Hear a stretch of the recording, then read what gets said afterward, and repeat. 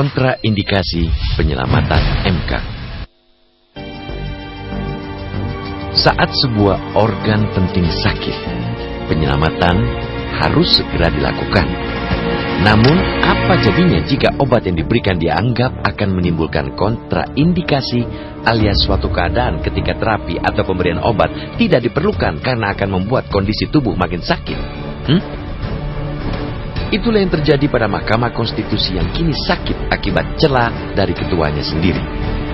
Untuk menyembuhkan penyakit di organ penjaga konstitusi itu, Presiden Susilo Bambang Yudhoyono mengeluarkan 5 obat. Salah satu di antaranya, rencana pengadaan pengawasan lembaga MK. Otoritas Komisi Yudisial untuk mengawasi hakim MK akan dikembalikan. Aturan itu akan dijalankan dengan penerbitan peraturan pemerintah pengganti undang-undang atau Perpu. Niat baik Presiden untuk membuat MK tidak menjadi kekuasaan tanpa pengawasan patut diapresiasi. Sayangnya, 2 zat dalam obat itu, yakni Perpu dan KY, bisa menimbulkan kontraindikasi.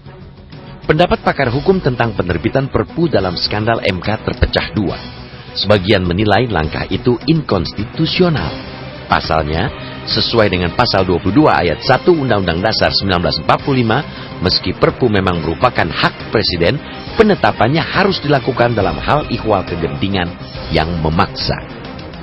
Kegentingan itulah yang masih dipertanyakan. Pertanyaan kedua, muncul dengan melihat putusan MK nomor 005-PUU-4-Romawi-2006 yang menyatakan Hakim Konstitusi bukan objek pengawasan KY. Putusan itu otomatis menggugurkan kewenangan pengawasan KY terhadap MK dalam Undang-Undang 24-2003. Dengan melontarkan harapan bahwa Perpu itu nantinya tidak akan mudah dibatalkan atau digugurkan MK, Presiden sesungguhnya sudah khawatir obatnya tidak akan mujarab. Jika ingin berjalan seperti penilaian seorang pakar hukum, putusan MK itu semestinya direinterpretasi MK sendiri melalui gugatan Undang-Undang KY dan Undang-Undang MK.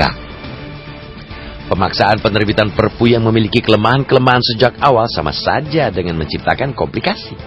Alih-alih menyembuhkan MK, Presiden justru bisa menciptakan blunder.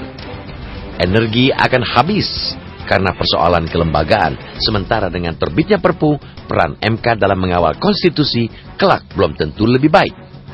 Terlebih, Presiden dinilai sudah memberikan kesan negatif terhadap hakim MK lainnya. Dalam pembentukan langkah-langkah penyelamatan itu, Presiden melibatkan semua lembaga negara tetapi tidak melibatkan MK. Dalam kondisi seperti itu, semestinya Presiden menyelamatkan MK dengan cara-cara yang sudah tersedia. Salah satunya dengan mendukung kerja Majelis Kehormatan Mahkamah Konstitusi. Majelis Kehormatan telah merencanakan pemeriksaan terhadap baik Akil, Mokhtar maupun orang dekatnya. Majelis Kehormatan juga menyatakan akan melakukan pembenahan internal.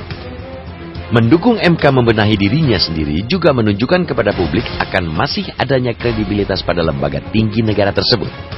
Di luar itu, butir-butir penyelamatan lainnya dari Presiden juga sepatutnya dilaksanakan MK.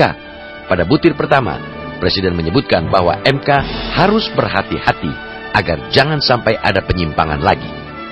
Dalam butir lainnya, Presiden menyerahkan ke Mahkamah Konstitusi kewenangan untuk menjalankan persidangan yang menjadi tanggung jawab MK. Dalam kondisi apapun, harus ada kepastian bahwa konstitusi tetap ditegakkan.